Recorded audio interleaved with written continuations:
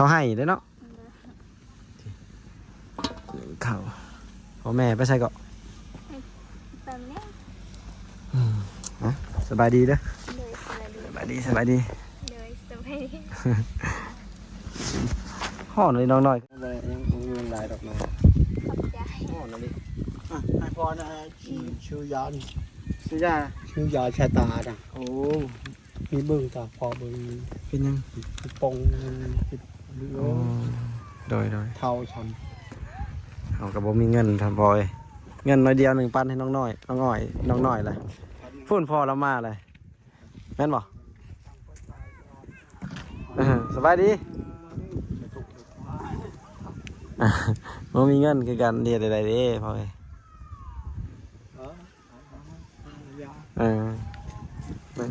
นี่เท่าไหร่นี่ว่า5,000นี่นะนี่ผมมีเงินคือกันพอย ขอบใจเด้อ ปันกันนี่แหละโดยอยู่ดีมีแห้งหายซะเฮากับผมมีเงินคือกันที่ใด ขอบใจ โดย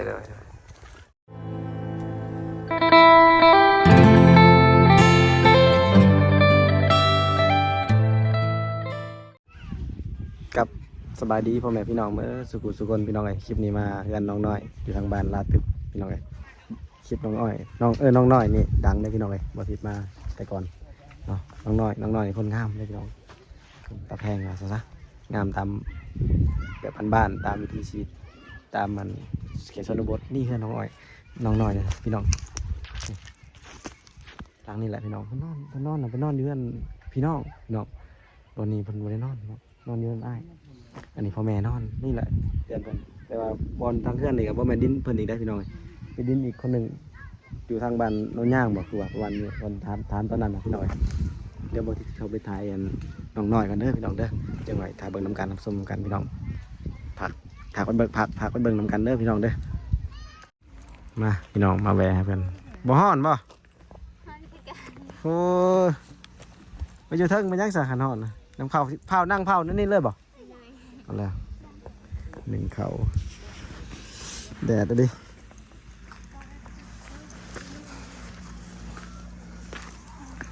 หนึ่งเขาหนึ่งน้ำใช้เบื้องเขานี่เขาให้ได้เนาะหนึ่งเขาพ่อแม่ไปใส่ก็ ตอนนี้ นะสบายดีเด้อ เลยสบายดี สบายดี เลยสบายดี ห่อนเลยน้องหน่อยขึ้นเทิงบ่น้องหอยห่อนอันนี้ต้องได้นั่งเผานี่สบอ เลย คันว่าเผาแล้วมันเป็นอะไร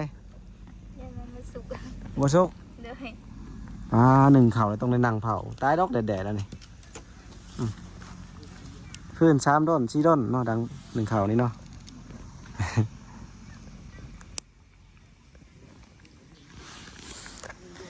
แม่ไปให้นี่ไปเก็บดอกแดกมาเลยป่ะ นอน เก็บอยังก็เก็บบงหั่นเนาะ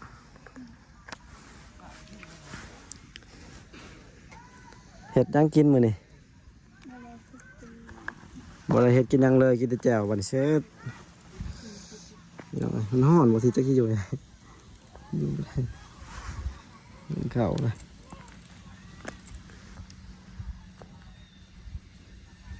ในหมู่บ้านระทึบพี่น้องเอื้อยเรานี่ไปเฮ็ดเวียกอยู่เวียงจันทน์เนาะ เลย เราพากเงินมาอยู่บ่เดือนเท่าไรเราไปเฮ็ดเวียกอยู่พุ่น เดือนหนึ่ง2 ล้าน ฮะ เดือนหนึ่ง2 ล้าน 2 ล้านกีบ เลย กินอยู่น้ำเขา เลย เฮ็ดเวียกหยังแม่บ้านบ่ เดือนนี่แหละ เจ้าครับบ่อยากไปบ่เลยใดหรือว่าพ่อแม่บ่ให้ไป มันไทยเยอะ ยังข้าวเวียกอยู่อยากไปอยู่หมู่จะได้ซะ ๆมูเคยลงแล้ว ลงแตะดนแล้ว ว่าหากระซ่อมซ้ำมือ เออได้ใช้โทรศัพท์บ่เดี๋ยวนี้กะใช้บ่ เลย ใช้เฟซใช้แอปบ่แอปเนาะ มาได้ลินแอปลินเตอร์เฟซ ลินแต่ Facebook พี่น้องเอ้ยน้องน้อยบ้านละตึกพี่น้องบ่ทิดมาแวะดินน้ำตลอดอยู่จังหน่อยนี่ก็ไปอาบน้ำแล้วค่ำๆนี่เนาะ เลยยังทำในเมื่อก่อน พาแม่มาก่อน เลย 1 ข้าวแล้วจึงไปอาบน้ ซ้ำนี่เรามาแล้วบัดนี้มาซ้ำนี่ โดยนี่ ไปแม่น่ะเราไปกับพ่อว่าแม่น่ะ โดย เห็นเราไปขายหน่อไม้ตลอดอยู่แม่เจ้า ไม่มีน้ำไม้แล้ว เออสารส่วนหนึ่งเนาะ สารก็บ่มีบ่ฮู้ว่าสิไปให้ใส่ เมดล่ะ โดย เอาคือว่าในนั้นตะกี้คือมีซะ มันมีอยู่แต่อยู่ภูมันไกล ไก่ย่างไปแมันบ่ โดย รถจักรก็บ่มีแล้วย่างไปโอ้ยเดี๋ยวไงไอ้นั่นอยู่เนาะเราก็สู่ชีวิตเรื่อยกับพากเงินมาเดือนเท่าไหรพากมาทุกเดือนบ่ หมอบ างเดือนพากบางเดือนบ่ได้พาก เมื่อตีแต่เราลงคณะมาเป็นขาดติดยา เอาแล้วแต่ไปเวียงบ่ได้พากมาเลย เลย เอาแล้วสิเอายังกินซะบัดนี้คันเจ้าไปได้พากมาอยู่บ่ เงินเริ่มต้น2 ล้านหมดเริ่มไปเที่ยว เมื่อไปเที่ยวไปลิน เลย เงิน2 ล้านกีบสิฮอดใช้ 2,000 บาทพี่น้องบ่ฮอดซ้ำ3,000 บาท 3,000 ปลาย 4,000 นี่แหละพี่น้อง2 ล้านกีบต่อเดือน 3,000 บาทนะต่อเดือนนะมาเลยแหละ262แม่นแหละ ประมาณ 2,000 ปลายพี่น้องเลยเนาะเงินบาทกัน2 ล้านกีบหนึ่งเข่าว่าตัวตรงนี้นั่งเผาในนี่ใส่ละลายบ่ได้บ่เพื่อนนี่มันเปลืองเนาะใส่ลายยามันเปลืองอีก บ่มีคืนแล้วหมดแล้ว ฮะ สนิทก็พอแล้ว จำนี่ก็พอแล้ว เลย ต้องใส่ลายมันจะมืดไว้อีกเนาะ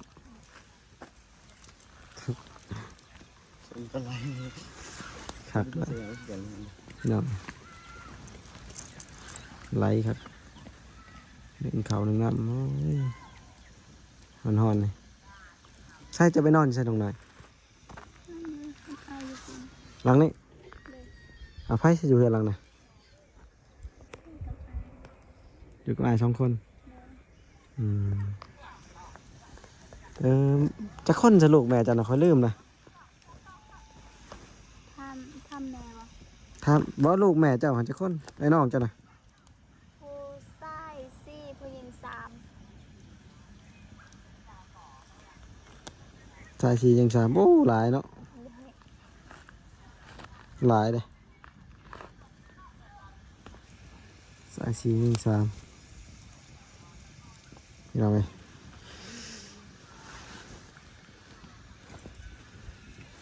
ไปหาเงินผมบริพากเงินมาให้แม่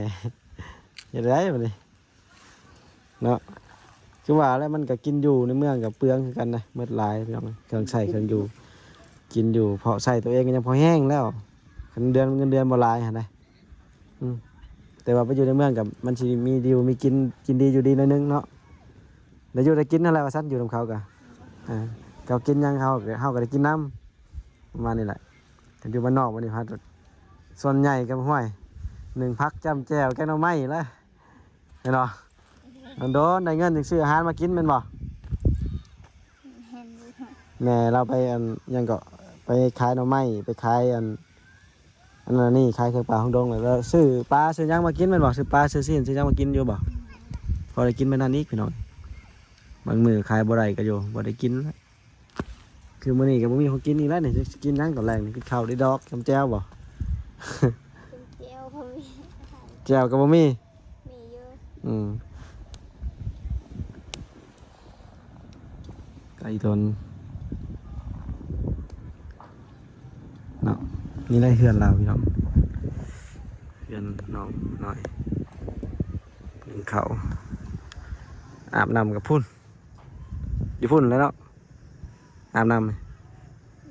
ทำก็ได้มีก็ได้ อยู่นี่ก็ได้อยู่นี่ใกล้เป็นบ่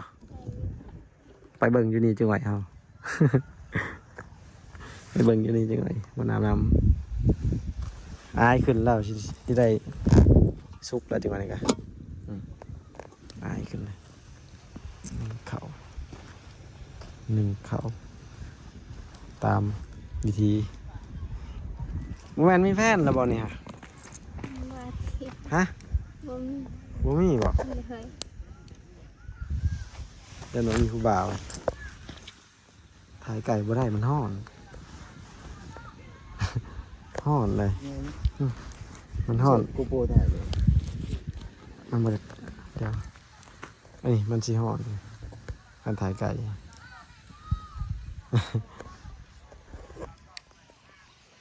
ไม่ก็เล่นคือ กูเสือมันดีกว่าใช่ไหม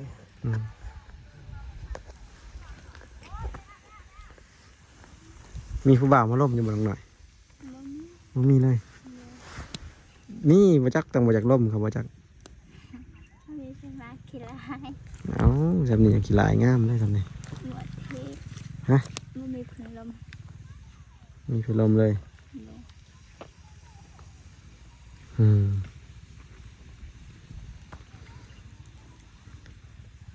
ดินเฟสดินลายอยู่แล้วเนาะดินตะเฟสเลื่อนไปเลยบ่มีเงินเติมบัตรอีกดินเฟสกลับบัดนี้ บ่มีอยู่บ่ได้เฮ็ดเวียกหยัง บ่ได้เฮ็ดเวียกหยังบ่มีเงินเติมบัตรก็นั่งอยู่ละล่ะนี่เนาะเฮ็ดเวียกบ้านการเฮือนอยู่เฮือนแม่เผาเฮือนบ่แม่ไปสวนไปให้อยู่เฮือนกันตักน้ำนึ่งข้าวล้างถ้วยวิถีชีวิตสักเครื่องเนาะ สักเครื่องก็บ่มีแฟบซ้ำเพิ่นแม่นบ่ มีอยู่ มีบ่บางเทื่อก็บ่มีแฟบกะ เลยลงเทอมี บ่มีก็ซักดอลลาร์เลย เลย อลีได้แท้ได้ความจริงในตัวนี้นะแม่นอลีได้ความจริงตัวนี้มันเป็นอันนี้อยู่แล้วเฮาบ่มีมันเป็นไปหมดแล้วแหละอย่างกับบ่มีถึงคันว่าบ่มีแล้วถือว่าหมดในคำว่าบ่มีแล้วเนาะ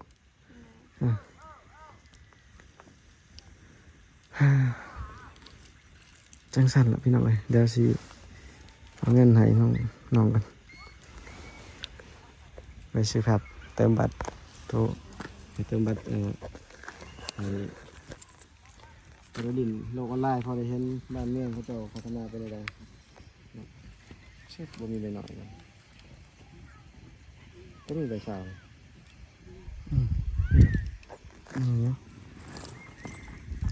ไปสาวเลยขอจะให้ไลน์ก็บ่มีเงินหลายแล้วบัดนี้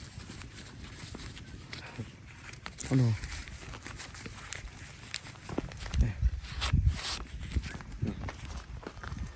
ไปเศร้านี่บ่แม่นยังไงเศร้าเงินเศร้าค่ำมาเลย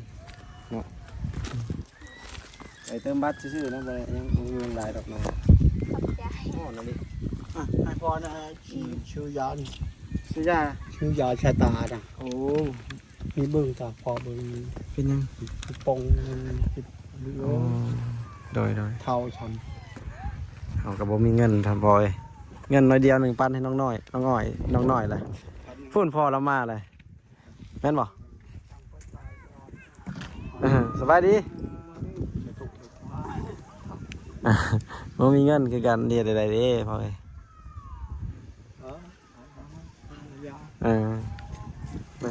มีตัวใดมีว่า1,000นี่ละนี่บ่มีเงินคือกันพอเลย ขอบใจเด้อ ปันกันนี่แหละโดยอยู่ดีมีแห้งให้หายซะเฮากับบ่มีเงินคือกันที่ใด ขอบใจ โดยอยู่คนเดียวอยู่เพื่อนกันเนาะอยู่กับเมียบ่ เนี่ยก็เท่า อยู่กับเมียเขาเห็นอยู่เมียเท่า เลยเท่าคือกันแล้วไผก็เกิดแก่เจ็บตายเท่าคือกัน ชามนี้แหละ ไผคือกันนั่นแหละแม่พลอยหาเงินยากเดี๋ยวนี้ฮะ โดย หาเงินยากอันนี้มาแหวดินน้องอันน้องน้อยซื่อๆนี่กับให้เราเติมบัตรพอได้เติมบัตรซื่อๆบ่สำคัญว่าสิให้ลายเฮาก็บ่มีเงินคือกัน มาแวะดินน้ำน่องเพิ่นนี่แหละนี่เลยหายากเงินเดี๋ยวนี้บ่ใจเฮากันเนาะ โอ้แท้ได้ สิหาได้ใส่ แม่ ไปถ่ายคลิปกับบ่พอสิได้เงิน แม่ แต่ใจมักก็เลยมา ดู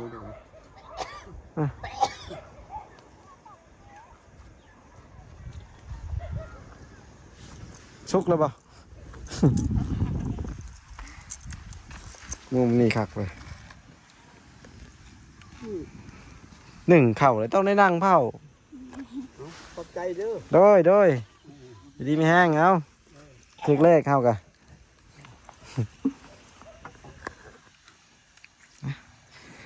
จังสี่ ก่อนเด้อพี่น้องนะเดี๋ยวคัน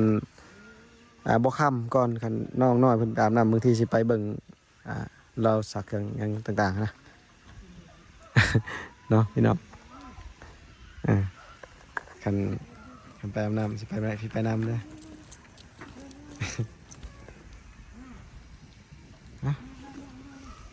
ไฟเนี่ยมาอ้ายบ่นะพอมาแล้วยังบ่เห็นแม่ทางใดบัดนี้ไปเก็บดอกแดกบ่จักพี่น้องสิซ้ำนี้ก่อนเดี๋ยวบ่ใจถ่ายต่อนี่แหละหมู่บ้านเพิ่นมาแต่สวนบ่พ่อเฮ็ดให้บ่ฮะกั้วไก่บ่ให้ไก่บ่2-3 หลักเห็ดกว้างๆแล้วจึงได้ข่าวลาย กวางก็ยากดินนี่บ่งามนะลูกดินบ่งามมัดพุ่นแล้วเห็ดกว้างๆแล้วมันจึงได้ลายนั่น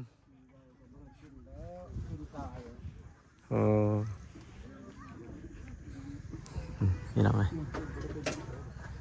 ไอ้ต้นเฮือนหลังนี่ไอ้ต้นแห้งนี่ค่อยแบบบ่มีเงินบ่มีข้าวกินนั่นท่านี่ไปขายพอได้เงินซื้อเขาพี่น้องเลยแต่ต้นในครอบครัวนี่ลูกกระลายพี่น้องเพื่อนกำลังนี่เนาะพี่น้องลูกจะขี้นอนอยู่ใส่นอนเดินคนอื่นพี่น้องเนาะเดี๋ยวเบิ่งต่อไปอีกพี่น้องสิเป็นยังไงกันที่ถ่ายต่อไปเรื่อยๆที่ถามมืออีกเรื่อยๆเดี๋ยวแบกขึ้นมาพร้อมสบายดีได้ยังมามือนี่ได้ยังมา เทิงให้ ว่าได้ยังแน่มานี่ บ่ได้หยัง ว่าได้ยังเลย เลย สิกินยังสับบัดนี่ กินอาหารเป็นแล้ว เบิ่งนี่ ให้ลูกโอ้ย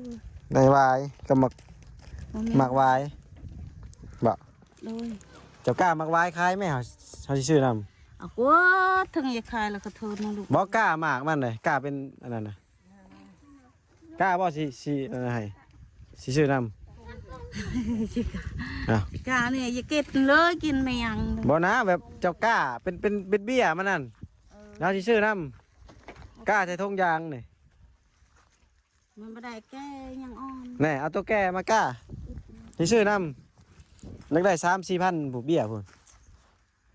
ให้เบี้ย 3,000เจ้ากล้า 3-4,000เบี้ยเจ้าก็ได้เงินหลายเบี้ยวายกล้าใส่ธงยางมันไม่ได้หลายสิไปปลูกมาแต่แม่เพิ่นมาพี่น้องแม่น้อยมาแล้ว